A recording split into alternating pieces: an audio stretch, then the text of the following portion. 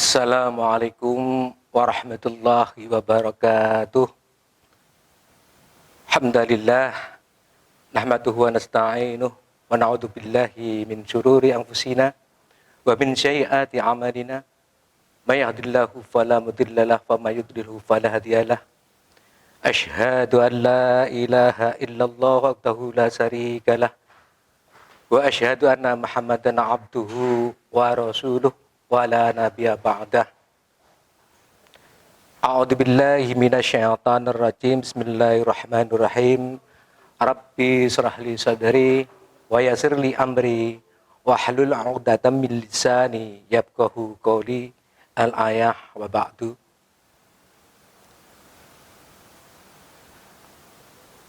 Kepada anak-anakku sekalian dan juga para pemirsa yang saya hormati dan dimuliakan oleh Allah Subhanahu wa taala.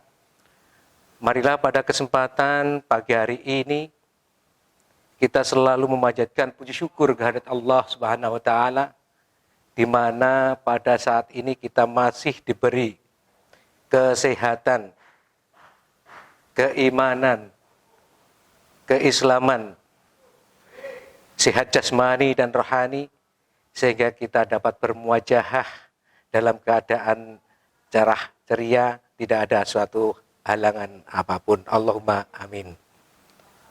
Anak-anakku dan para pemirsa yang berbahagia, pada Jumat religi pagi hari ini saya akan menyampaikan dakwah Islam dengan tema pengertian dakwah Islam.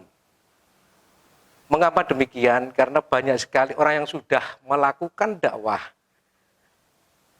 sering melakukan dakwah setiap hari, bahkan menjadi suatu kewajiban kita sebagai generasi Islam, sebagai orang Islam, terkadang masih belum mengetahui apa itu dakwah.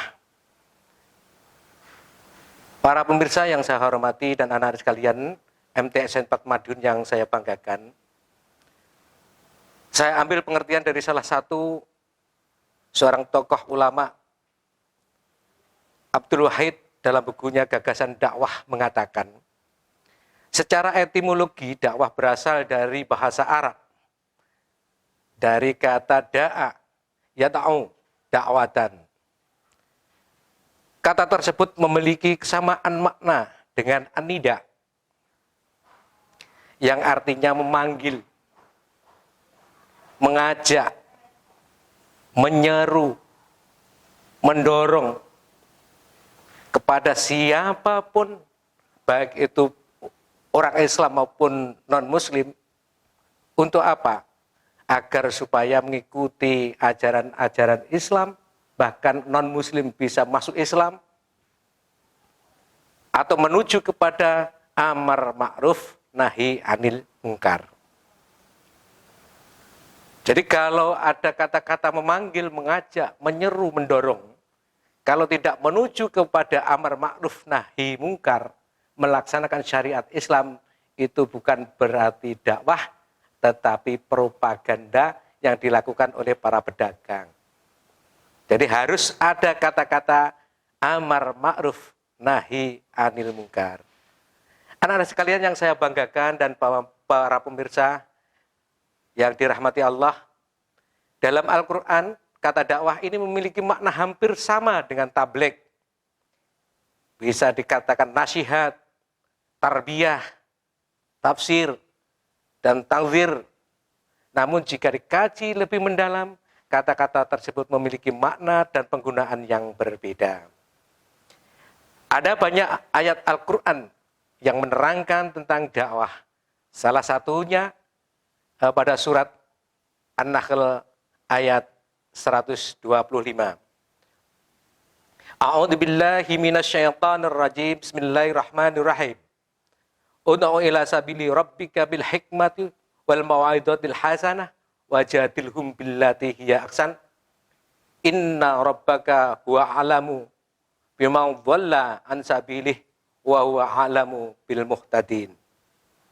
Di situ ada kata-kata ud'u, ajaklah, manusia ke jalan Tuhanmu dengan cara yang bijaksana, mengerjakan yang baik, dan berdialoglah dengan mereka dengan cara yang baik pula.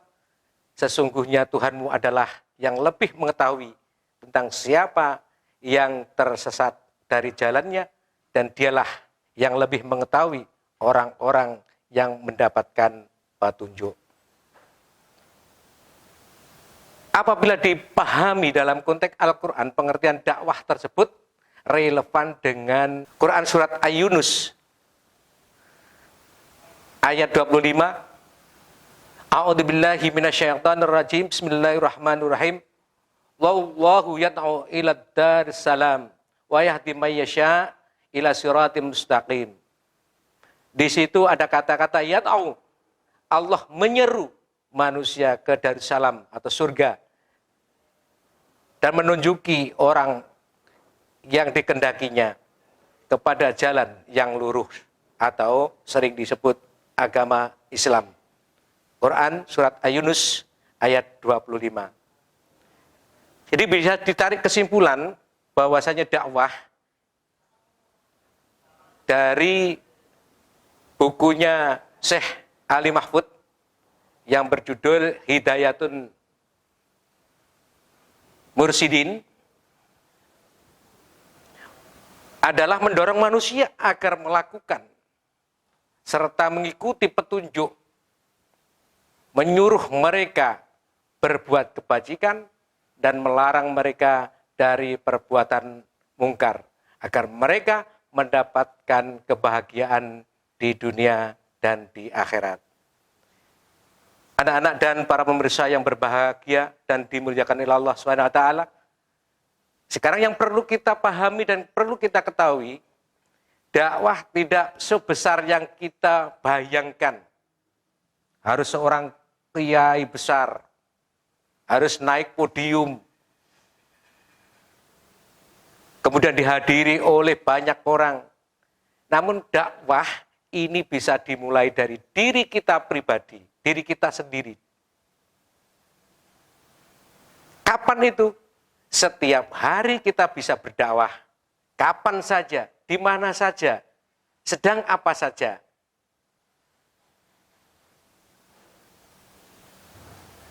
Kita mulai sekarang dengan teman-teman sepermainan misalnya. Kalau ada kalian mengajak temannya untuk silaturahim ke teman yang lain, keluar rumah dengan memakai jilbab yang bagus, menunjukkan identitas MTSN 4 Madiun, seperti yang dikatakan oleh Ustazah kemarin, bahwasanya menutup jilbab itu adalah wajib.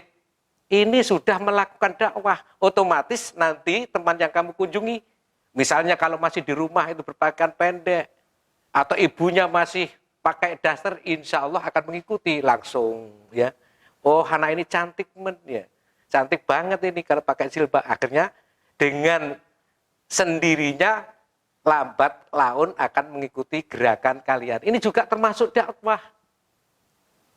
Misalnya anak laki-laki berjalan bersama-sama, di situ ada buah mangga atau buah apa saja yang menggoda kita. Ada salah seorang yang memetik tanpa izin yang memilikinya. Kalian bisa mengingatkan, ya, bisa mengingatkan, oh ini bukan milik kita, ini nanti haram. Lebih baik kita masuk rumah kemudian minta izin, insya Allah. Itu juga termasuk dakwah. Akhirnya teman yang kamu ajak itu lambat laun akan mengikuti. Oh, seperti ini adalah dosa, seperti ini juga melaksanakan dakwah. Kapan saja, di mana saja, sedang apa saja. Mungkin dengan teman sekolah di dalam kelas mungkin.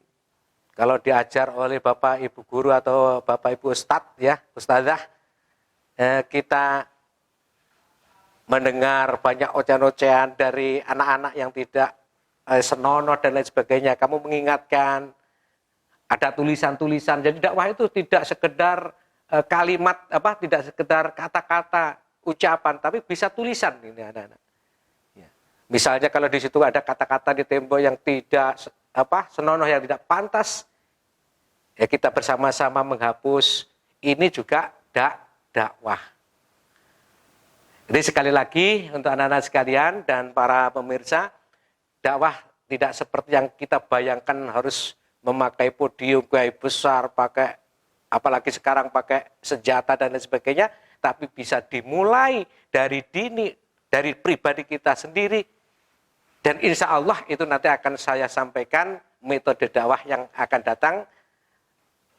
Dan mudah-mudahan dengan demikian setelah kita mengetahui apa arti dan makna dakwah, kita lebih memahami sehingga kita dapat melaksanakan. Bahkan ada gerakan namanya gerakan dakwah MTSN 4 Madiun. Allahumma amin. Mungkin itu saja anak-anak yang dapat sampaikan, dan para pemirsa ada kurang lebihnya. Kalau ada baiknya itu datangnya dari Allah Subhanahu wa taala, kalau ada jeleknya, salahnya itu adalah dari kebodohan saya. Mungkin itu saja. Wallahul muwaffiq ila aqwamit thoriq. Wa mu'minkum. Wassalamualaikum warahmatullahi wabarakatuh.